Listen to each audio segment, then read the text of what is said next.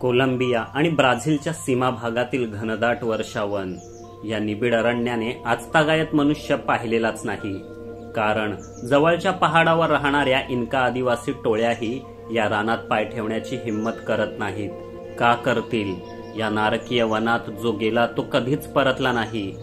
अजस्त्र पशु, 100 फुटी लांब महाकाय अजगर आणि अवाढव्य आकाराच्या कीटकांनी ठासून भरलेलं हे अफाट वन. इन्का आदिवासींच्या लोककथांनुसार या जंगलात नरभक्षी राक्षसही राहतात. म्हणूनच इथे जाण्याची हिंमत कुणातच नाही. पण हे त्या हपापलेल्या गोऱ्या लोकांना कोण सांगणार?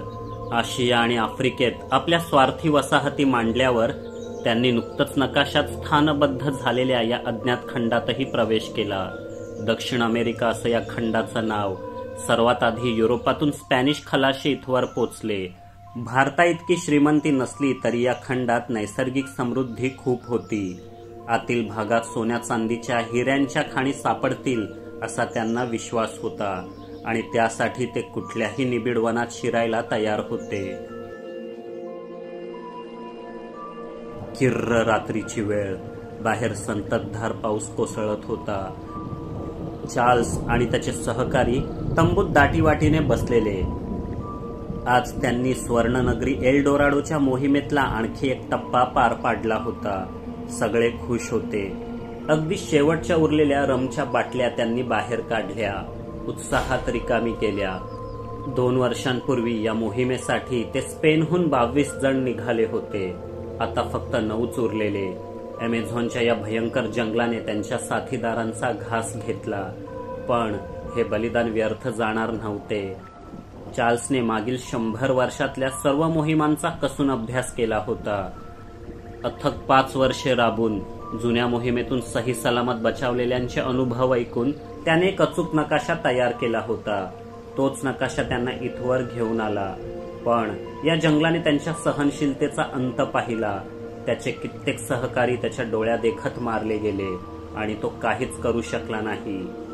आणि आज अचानक गर्द रानातून वाहणाऱ्या नदीत त्यांना सोन्याचे नखा एवढे कित्येक तुकडे सापडले.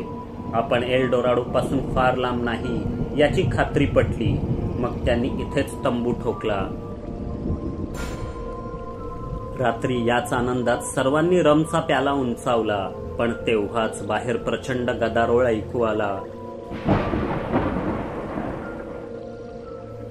फ्रान्सचे सशस्त्र शोध पथक आले की काय? चार्ल्सने पटकन पेला खाली ठेवला. नकाशा धातूच्या पेटीत नीट ठेवून ती पायांखाली आधीच खोदून ठेवलेल्या खड्ड्यात दडवली आणि गन काढून सज्ज उभा राहिला. अशा चकमकी इथे नवीन नव्हत्या. सर्वच युरोपियन संशोधक एल डोराडोच्या शोधात निघालेले. संशोधक कसले? सोन्याच्या मागावर निघालेले लुटारूच म्हणाना. त्यांना इतर कुणी आपल्या आधी पोचलेलं कसं चालेल? ते सर्वांना ठार मारत, एकाला जिवंत सोडत. एल डोराडो संबंधी आतापर्यंत काय काय समजलं ते विचारण्यासाठी. चार्ल्स आणि त्याचे रमने झिंगलेले सहकारी तंबूत सावध उभे राहिले आणि हल्ल्याची वाट पाहू लागले. काही क्षण असह्य निस्तब्धतेत गेल्यावर कंदिलाच्या उजेडात बाहेर काही सावल्या हालताना दिसल्या. पण त्या तंबूपेक्षाही मोठ्या होत्या. हे फ्रेंचमन नाहीत. चार्ल्सच्या लक्षात आलं. मागच्या बाजूने पळा, तो मोठ्याने ओरडला. पण तेव्हाच तंबू टराटर फाडून अजस्त्र अज्ञात सावल्या 4ही बाजूंनी आत शिरल्या आणि एकेकाची निर्घुण कत्तल करू लागल्या. काय होतंय हे कळण्याआधीच चार्ल्स आणि त्याचे सहकारी छिन्न विछिन्न होऊन खाली कोसळले. त्यांनी कोसळण्याआधी उडवलेले बंदुकीचे बार हवेतल्या हवेत विरून गेले. कथित सुवर्ण नगरी एल डोराडोच्या शोधात आलेली आणखी एक मोहीम अयशस्वी ठरली. जवळपास 350 वर्षांनंतर डिसेंबर 2023. स्थळ नवरत्न प्रायव्हेट लिमिटेडचे ऑफिस. कंटाळा, अगदी कंटाळा आलाय रे आयुष्याचा. लवकर मला कुठेतरी फॉरेन टूरला घेऊन चला, नाहीतर मी या कंटाळ्याने मरून जाईन होलसेलमध्ये. बूड खुर्चीला टेकवून आणि डोकं समोरच्या टेबलावर ठेवून सचिन जांभई देत म्हणाला, इथे येतोस तर थोडं काम करण्याचा प्रयत्न का करत नाहीस तू? कधीतरी काम करून बघ आमच्यासारखं, कंटाळा निघून जाईल. लिंबाजीने टोमणा मारला. मग तुला काय वाटलं? काम करत नाही मी? या जगातला नंबर 1चा डिटेक्टिव्ह काय उगाच म्हणतात मला? पण माझ्या लेवलच्या केसेस तरी यायला हव्यात की नको? या काय साल्या खून, अपहरण, सायको बिकोच्या केसेस, अशा टुच्च्या केसेस सोडवायला मी या बालभारतीला कामाला ठेवलंय. सचिन विशालकडे बोट दाखवत म्हणाला. बेमुवर्त मनुष्या, आपल्या कुचकामीपणाचे समर्थन करण्याऐवजी कार्यास हातभार लावून ही निरुपयोगी अवजड काया सत्कारणी लावावी असे अस्मादिकास वाटते. गप बसा रे भेंडी, नाहीतर तिथे येऊन एक एक थोबाडी देईन दोघांच्या. मला महत्वाच्या कामात डिस्टर्ब होतंय, विजय भडकून म्हणाला. कॉम्प्युटर समोर बसून सुंदर सुंदर पोरींचे फोटो ठेवून फेक अकाउंट्स बनवणं कधीपासून महत्वाचं काम झालं? सचिनने दात कोरत विचारलं. संशयितांना हनी ट्रॅप करायला उपयोगी पडतात असे अकाउंट्स, पण जाऊ दे, तुला नाही समजणार, योगेशने उपहासाने म्हटलं. माझ्यासारखा अव्वल दर्जाचा डिटेक्टिव्ह तुमच्या समजण्यापलीकडचाच आहे मित्रांनो. जाऊ दे, चेतू कुठे आहे ते सांगा, कधी येणार आहे तो? सचिनने विचारलं. राजेशचा फोन आला होता काल. त्यांचं मिशन यशस्वी झालंय. आज संध्याकाळी बसतील ते फ्लाईटमध्ये. लिंबाजीने माहिती पुरवली. मिशन? कोणतं मिशन? मला न सांगता मिशनवर गेलेच कसे ते? तरीच म्हणतो 3 महिने बेपत्ता कसा आहे हा? आणि फक्त राजेश आणि मंगूला सोबत घेऊन का गेला तो? माझ्यावर विश्वास नाही काय त्याला? सचिनने हैराण होऊन विचारलं. अतिशय सिक्रेट मिशन होतं ते. मलाही पूर्ण माहिती नाही. कधी कॅनडात, कधी फ्रान्समध्ये, तर कधी इस्तांबुलमध्ये असायचे ते. नेमकं काय मिशन होतं माहित नाही, पण जिथे जिथे ते गेले तिथून पुढच्या 1-2 दिवसात अचानक भारतविरोधी दहशतवाद्यांच्या हत्येच्या बातम्या येऊ लागल्या. मोठमोठ्या दहशतवादी संघटनांच्या म्होरक्यांना नेमके शोधून टिपले गेले. या कानाची त्या कानाला खबर लागू न देता. कोणी जबाबदारी घेत नाहीये, पण आपले घोस्ट रॉ सोबत मिळून हे पुण्यकर्म पार पाडताहेत असं वाटतं. किरण खुश होत म्हणाला. कुठे बोलायचं नाही. लिंबाजीने ओठांवर बोट ठेवून दटावलं. येऊच दे त्याला आता. मला घेतल्याशिवाय गेलाच कसा तो? सचिन चरफडत म्हणाला. आलोय, घे बोल. मी दारातून आत शिरत म्हटलं. सोबत मंग्या आणि राजेशही होते. अरे तुम्ही तर उद्या पोचणार होतात ना, मग अचानक कसे काय प्रकटलात? लिंबाजी आश्चर्याने म्हणाला. एका चांगल्या गुप्तहेराचं लक्षण म्हणजे तो उद्या काय करणार आहे हे आज कुणाला कळू न देणं.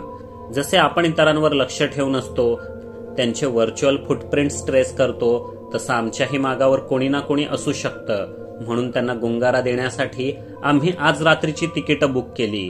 पण प्रायव्हेट जेटने खरं तर काल रात्रीच निघालो होतो. मी स्पष्टीकरण दिलं. Private jet?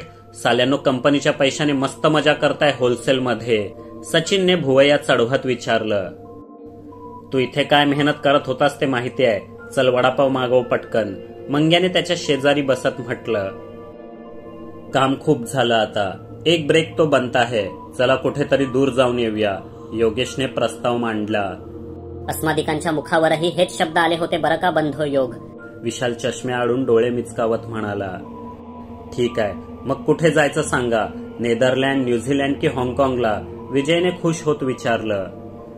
एल डोराडो, मी शांतपणे म्हटलं. चालेल, तू म्हणतोस म्हणजे मस्तच असणार, पण आहे कुठे हे? किरणने विचारलं. लंडनच्या बाजूला. मी जाऊन आलोय 2दा, सचिन बेपरवाईने म्हणाला. कशाला फेकतोस? रोमेनियाला जाण्याआधी कधी डोंबिवलीच्या बाहेर गेला होतास का तू? आला मोठा एल डोराडोला जाणारा. मंग्याने हिणवले. एल डोराडो हे दक्षिण अमेरिकेच्या घनदाट विषुववृत्तीय अरण्यात हरवलेले मिथकीय शहर आहे मित्रांनो. आजवर कोणीच ते पाहिलेलं नाही, किंवा पाहिलं असेल तर तसं सांगण्यासाठी तो जिवंत परतला नाही. तरी मागच्या 200 वर्षांपासून अनेक संशोधक अथक या शहराच्या शोधात प्राणपणाला लावत आहेत. मी या शहराबद्दल फार पूर्वी वाचलं होतं. काल फ्लाईटमध्ये येताना पुन्हा एकदा मॅगझिनमध्ये याच शहराची माहिती दिसली. एल डोराडोचं कोडं उकलावं अशी माझी कॉलेजात असल्यापासूनची इच्छा होती. त्यावेळी ऐपत नव्हती, पण आता कशाचीच कमी नाही. मग काय म्हणता? मी प्रस्ताव ठेवला. क्षणभर शांतता, आणि मग विजय एकदम टाळी वाजवत म्हणाला. असाच तर ऍडव्हेंचर पाहिजे होता भेंडी. सर्वजण उल्हसित दिसले. नव्या मोहिमेचा उत्साह त्यांच्या चेहऱ्यावर ओसंडून वाहत होता. एकटा सचिन टेबलाजवळ निरुत्साही बसलेला. लिंबाजीने त्याला हटकलं. तुला काय झालं बधीर? फॉरेन टूर पाहिजे होती ना, मग आता तोंड पाडून का बसलायस? ही कसली फॉरेन टूर? रानात जाऊन जंगल खेळणं झालं हे. मी नाही येत, तुम्ही जा. इतक्या लांब जाऊन तीच झाडं बिडं, रानातले किडे मकोडे, साप बीप पाहण्यात मला काही इंटरेस्ट नाही. सचिन नाराजीने म्हणाला. अरे थांबा थांबा, एक महत्वाचं सांगायचं राहूनच गेलं. एल डोराडोच्या हव्यासापायी आजवर हजारो संशोधकांनी प्राण गमावला, कारण हे साधं सुध शहर नाही. हे आतून बाहेरून पूर्णपणे सोन्याचं आहे असं म्हणतात. आपण जो निजामाचा खजिना शोधला त्यापेक्षा कित्येक पटींनी अधिक सोनं या शहरात असेल. मी रहस्यभेद केला. तसा सचिन टुणकन खुर्चीवरून उठला आणि म्हणाला, कधी निघायचंय सांग. का, सोनं ऐकताच डोळे फिरले काय तुझे? योगने विचारलं.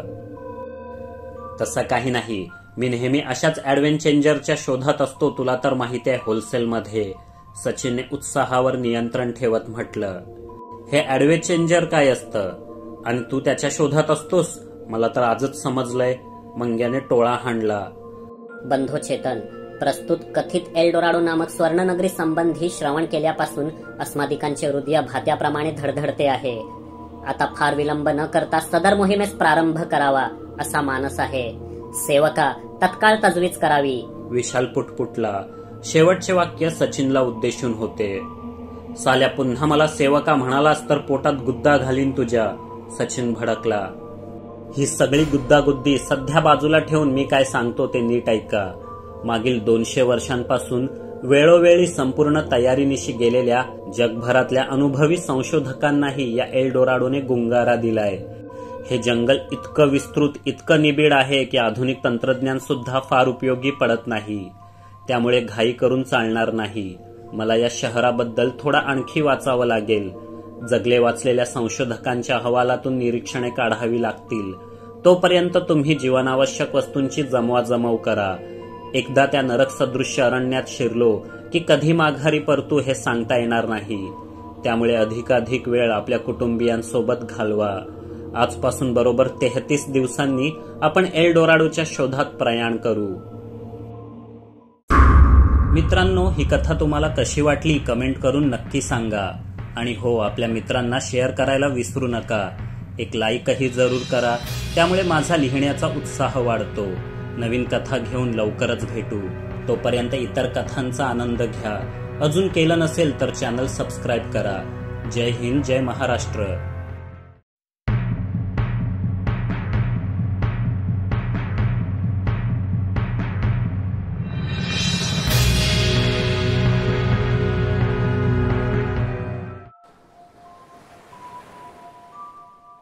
तेहतीस दिवसांनंतर. स्थळ साओ पावलो विमानतळ, ब्राझील. स्वच्छ सुंदर समुद्र किनारे, नितळ निळशार पाणी, माडांची हिरवीगार दाटी, प्रसन्न चित्त चेहऱ्याने वावरणाऱ्या हसऱ्या चेहऱ्यांच्या गोड विदेशी पोरी आणि गाडीत सतत वाजणारं ब्राझील हे गाणं ऐकून सचिन आणि विजय पुरतेच चेकाळले होते. साओ पावलोला आम्ही ज्या हॉटेलात थांबलो ते सगळे रूम्सही सी फेसिंग होते. एल डोराडोचा विषय तात्पुरता बाजूला पडून सर्वजण सुट्टीच्या धमाल मूडमध्ये आले. फक्त राजेशने डिनर टेबलवर योग्य प्रश्न विचारला. एल डोराडोकडे जाण्याऐवजी आपण इथे का थांबलोय? कारण सोप्पं आहे मित्रा, पुढे कुठे जायचं तेच माहित नाही.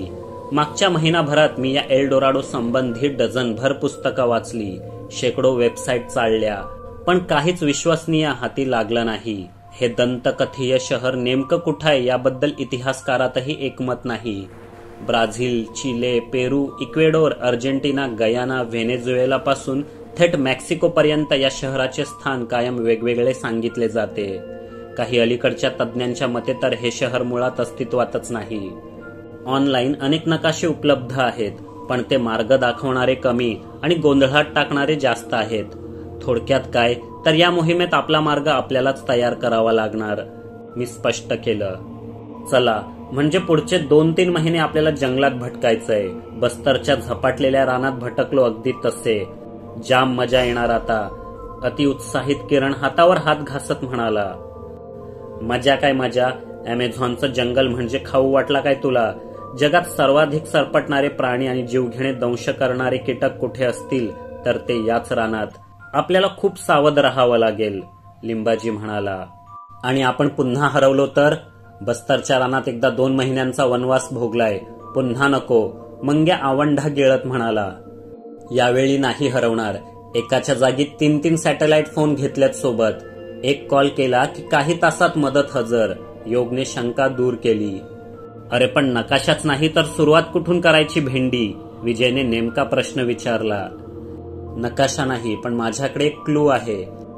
या मोहिमेतून अयशस्वी पण जिवंत परतलेल्या काही मुठभर संशोधकांनी दिलेल्या माहितीनुसार, अर्थात जर ते खोटं बोलत नसतील तर, ते एल्डोराडोच्या अगदी जवळ पोचले होते आणि त्यांना एक मोठा तलाव दिसला. त्या तलावाचं नाव लेक परायमे असं होतं. पण एल्डोराडो सारखाच हा लेक परायमे सुद्धा सध्याच्या कुठल्याच आधुनिक नकाशात दिसत नाही. पण माझ्याकडे एक थिअरी आहे. अमेझॉन ही जगातली दुसरी सर्वात मोठी नदी. हे वर्षावन असल्याने इथे पाऊसही तुफान पडतो. पावसाळ्यात नदीचं मूळ पात्र आहे त्यापेक्षा कित्येक पट अधिक रुंदावतं. जवळपास अर्ध्याहून अधिक जंगल कवेत घेतं. पाऊस रोडावल्यावर पाणी पुन्हा मागे हटतं, परंतु सखल भागात साचलेलं पाणी तसंच टिकून राहतं. हंगामी तलाव तयार होतो. लेक परायमे असाच तलाव असेल तर? मी पॉज घेतला. ठीक आहे असेल, पण पुढे काय?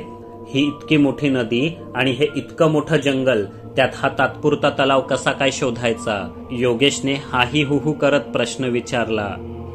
अमेझॉनच्या पात्रात काही शोधायचं असेल तर सुरुवात मनाउस शहरापासून केलेली बरी. अमेझॉनच्या किनाऱ्यावर वसलेलं हे दाट लोकवस्तीचं शहर, रानात शिरण्यापूर्वीचा आपला शेवटचा स्टॉप. तिथेच आपल्याला पुढची माहिती मिळेल. एखादा गाईड शोधावा लागेल. पुरेसं रेशन आणि पाणी घेऊन मगच रानात शिरू. मी पुढचा प्लॅन ऐकवला. सर्वांनी मान डोलावली. राजेशने लगेच दुसऱ्या दिवसाची साओ पावलो ते मनाउस अशी 9 तिकीटं बुक केली. 2 दिवसांनंतर स्थळ मनाउस बाजारपेठ. केळ्यापासून टरबुजापर्यंत, तीक्ष्ण दातांच्या पिरानापासून महाकाय अरापायमापर्यंत आणि मगरीपासून मुंगुसापर्यंत सगळं काही मनाउसच्या बाजारपेठेत विक्रीसाठी उपलब्ध होतं. आजवर कधीच न पाहिलेले वर्षावनातील दुर्मिळ जीव निर्जीव तोंडाचा आ वासून गिऱ्हाईकाची वाट पाहत होते. ते सगळं पाहून अंगावर काटा आला.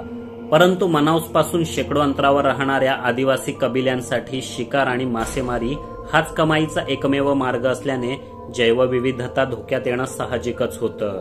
एकतर मनुष्य जगेल किंवा प्राणी, अशी परिस्थिती जेव्हा जेव्हा उत्पन्न होते तेव्हा तेव्हा बहुतेक वेळा मनुष्यच जगतो. मी आणि सचिन तिथली जुनी वाचनालये पालथी घालू लागलो आणि इतरांना चांगल्या गाईडच्या शोधात पाठवलं. बहुतेक वाचनालयात तीच पुस्तके सापडली जी मी आधीच वाचून आलो होतो. मग आम्ही आर्काइव्हजकडे मोर्चा वळवला.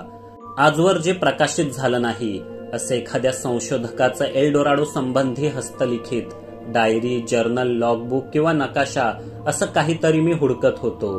परंतु आर्काइव्हजमध्ये निराशाच पदरी पडली. तिथून बाहेर आल्यावर आमच्या हॉटेलकडे जाताना आम्ही कुठे भरकटलो ठाऊक नाही, परंतु आसपास अनेक रद्दीची दुकाने लागली.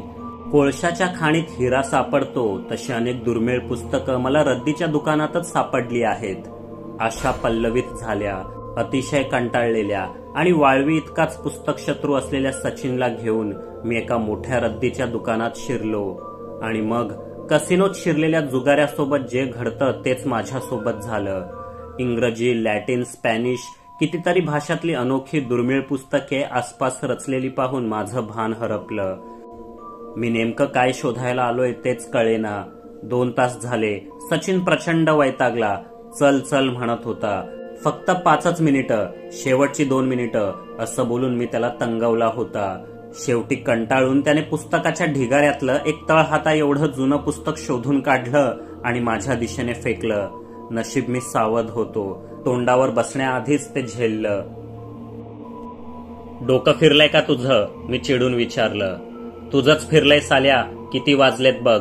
मला खूप भूक लागलीय. लवकर हॉटेलवर चल, सचिन कळवळून म्हणाला. मी घड्याळात पाहिलं. संध्याकाळचे 5 वाजले होते. आम्ही सकाळी 11ला हॉटेलातून बाहेर पडलो होतो. ठीक आहे चल, खूप उशीर झाला, मी नरमाईने म्हटलं. पण बाहेर पडण्याआधी हातातलं पुस्तक खाली ठेवणार तोच त्या पुस्तकाच्या कातडी आवरणाने नजर खेचली. त्यावर सोनेरी अक्षरात एल्डोराडो असं लिहिलेलं. मी उत्सुकतेने आत पाहिलं.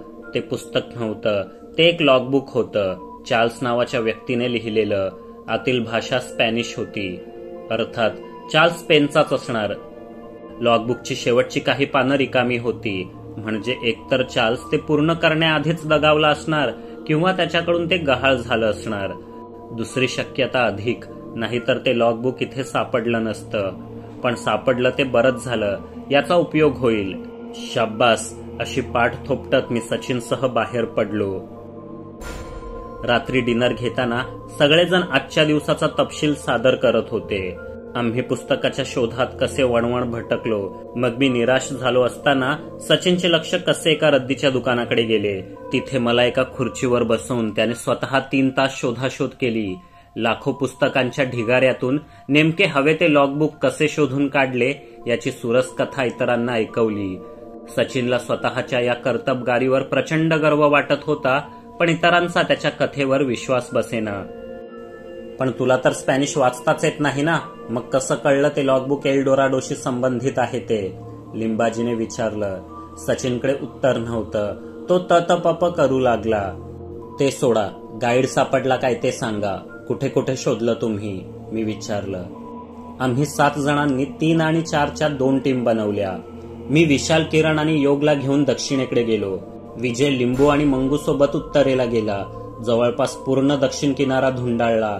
नाविकांच्या, बोट मालकांच्या घराघरात गेलो. एल डोराडो माहिती आहे का, घेऊन जाणार का अशी चौकशी केली. पण आमचं बोलणं ऐकून एकतर ते हसले, नाही तर भडकले. कोणीच धड काही सांगेना. राजेशने व्यथा मांडली. आमच्या सोबतही तेच झालं. शेवटी अमेझॉन नदीत मासेमारी करणाऱ्या एका कोळ्याकडे चौकशी केली. तेव्हा त्याने शहराच्या पूर्व किनाऱ्यावर राहणाऱ्या बर्नार्डो साल्वाडोर नावाच्या व्यक्तीला भेटायला सांगितलं. तो 30 वर्षांपूर्वी तरुण असताना काही युरोपियन प्रवाशांना घेऊन एल डोराडोच्या शोधात रानात गेला होता. 1.5-2 वर्षांनंतर एकटाच परतला. खंगलेला, भ्रमिष्ट झालेला. या मनॉस शहरात एल डोराडोबद्दल या घडीला कुणाला काही ठाऊक असेल तर ते बर्नार्डोलाच, असं तो कोळी म्हणाला. आम्ही निघालोच होतो, पण अंधार झाला. मग उद्याच जाणं योग्य असं ठरवलं. लिंबाजीने सांगितलं. अरे वा, छान काम केलं बिनअनुभवी पोरांनो. उद्या सकाळी तुम्ही बर्नार्डोला शोधायला जा. हा बर्नार्डो साधारण 50-60च्या दरम्यानचा असेल. स्थानिक दिसतोय, शिवाय नावावरूनच गुंड वाटतोय. तेव्हा होलसेलमध्ये सगळे न जाता 2-3 जण पुढे जा. मी असेन मागे, घाबरू नका, सचिनने सुचवलं. दिसतंय कोण घाबरलंय ते, मंग्या म्हणाला. मग सगळ्यांनी हसत खेळत चिकन सूप संपवलं आणि स्टार्टर्सकडे वळलो. मित्रांनो, ही कथा तुम्हाला कशी वाटली कमेंट करून नक्की सांगा. आणि हो, आपल्या मित्रांना शेअर करायला विसरू नका. एक लाईकही जरूर करा, त्यामुळे माझा लिहिण्याचा उत्साह वाढतो. नवीन कथा घेऊन लवकरच भेटू. तोपर्यंत इतर कथांचा आनंद घ्या. अजून केलं नसेल तर चॅनल सबस्क्राईब करा. जय हिंद, जय महाराष्ट्र.